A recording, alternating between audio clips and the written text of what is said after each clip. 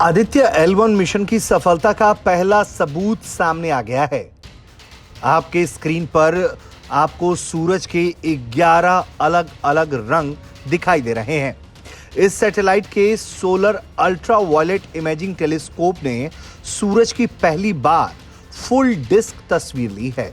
ये सभी तस्वीरें 200 से 400 नैनोमीटर वेवलेंथ की हैं, यानी आपको सूरज 11 अलग अलग रंगों में दिखाई दे रहा है।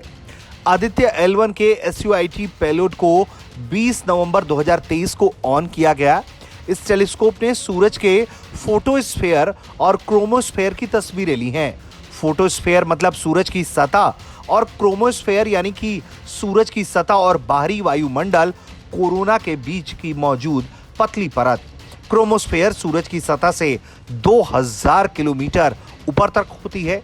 इससे पहले सूरज की तस्वीर 6 दिसंबर 2023 को ली गई थी, लेकिन वो पहली लाइट साइंस इमेज थी।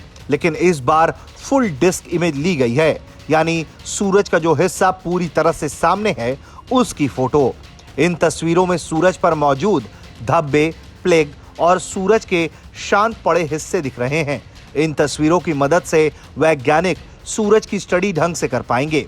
सोलर अल्ट्रावायलेट इमेजिंग टेलीस्कोप को पुणे के inter university centre for astronomy and astrophysics, Manipal academy of higher education, centre for excellence in space science, Indian institute of astrophysics, Udaipur solar observatory, Tezpur university और इसरो के वैज्ञानिकों ने मिलकर तैयार किया है। यह अध्ययन क्यों जरूरी है, इसे भी समझना चाहिए। सूरज हमारा तारा है, उससे ही हमारे सौरमंडल को ऊर्जा यानी कि एनर्जी मिलती है। इसकी उम्र करीब 450 करोड़ साल मानी जाती है। बिना सौर ऊर्जा के धरती पर जीवन संभव नहीं है। सूरज की ग्रेविटी की वजह से इस सौरमंडल में सभी ग्रह टिके हैं। सूरज का केंद्र यानी कोर में न्यूक्लियर फ्यूजन होता है, इसलिए सूरज चारों तरफ से आग उगलता दिखता है।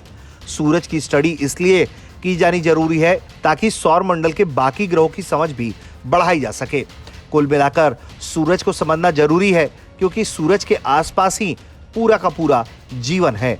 ऐसे में सूर्य किस तरह से व्यवहार करता है, सूर्य कब कब किस किस तरह से रुख लेता है, ये सब समझना बेहद जरूरी है।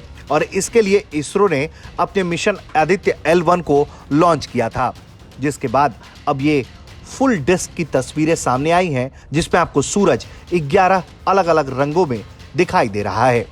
ब्यूरो रिपोर्ट, भारत तक।